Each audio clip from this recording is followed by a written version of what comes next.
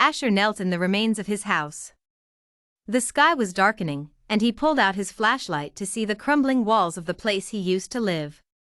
It had deteriorated almost to the point of unrecognition, but he knew where it was. How many times had he trudged up the inclining driveway, had run through the neighborhood in childhood glee. The hazy glow of his formative years all took place here, and now it was all gone. His flashlight illuminated the skeleton of a table, where he had fallen and hit his head on when he was 4. He was sure that if he even touched the once sturdy table now, it would collapse into a pile of dust. Asher pushed himself to his feet, his flashlight beam wavering. He dropped his backpack to the ground and rummaged around. With an annoyed sigh, he used the fading flashlight to illuminate the pocket and shoved stuff aside, finally pulling out a plastic bag full of batteries. He removed the dead ones, tossed them into the driveway, and put in the new ones. He flipped the switch, and the light shone dimly into the musty room. Asher listened to the wind sifting through the remains of houses and playing with the leaves in the trees. It ran by him, catching his shirt and whistling in his ear. He shivered and lifted his hand. It stayed for a moment, facing upwards and open like he was going to catch a ball, but then he pulled it down. His hand swept the air around him in a circular motion, and a wall of glaring light surrounded him. The wind stopped chilling him, instead of glancing off the shield and going past.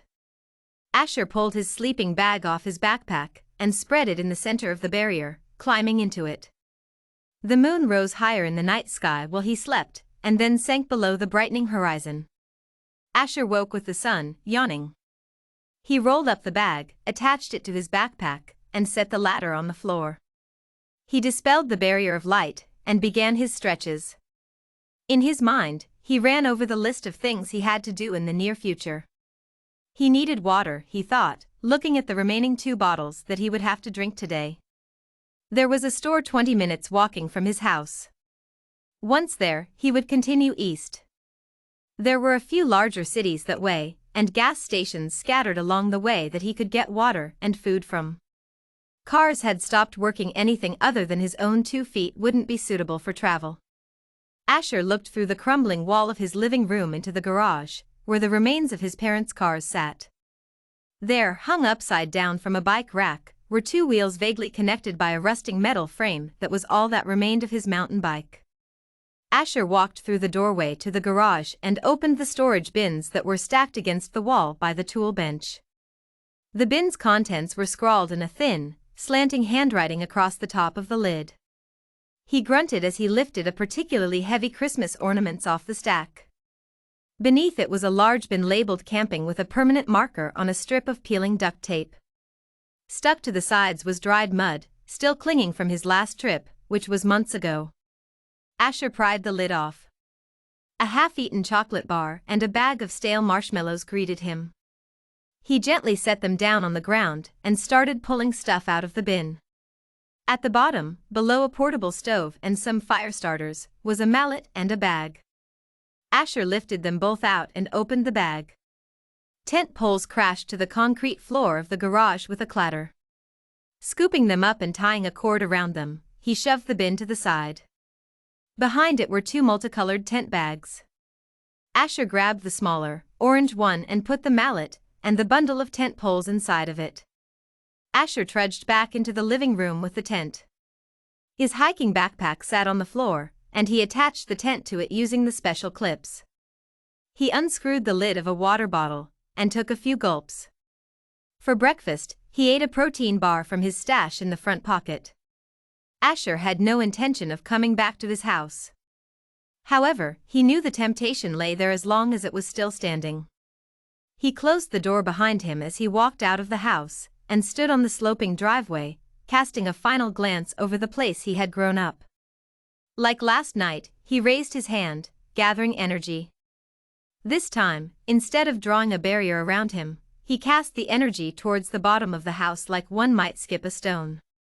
Flames rose from the ground, spreading out from in front of the house to the back, and climbing their way up the walls. Asher looked away as he began his journey. He felt like it was a funeral of sorts, for his parents, who hadn't gotten graves or a funeral. The Spores had taken their lives on a business trip to Europe.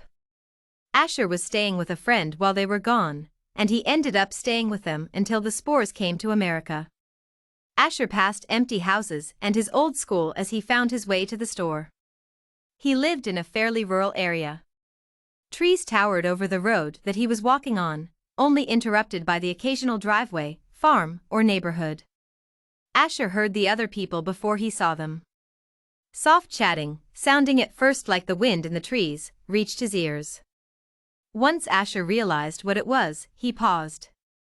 Should he see who it was? Should he avoid them? He was paralyzed with indecision. He was fine on his own. He made lists, he knew what to do. It was social situations that made him freeze.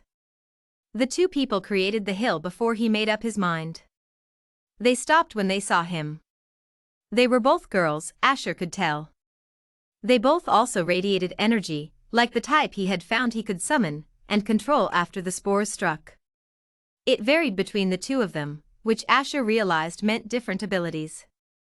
He flexed his fingers, trying to summon their energy, but it resisted. They cautiously moved towards him. Asher, to his surprise, found himself also walking to them. After all, they were other survivors. What could go wrong?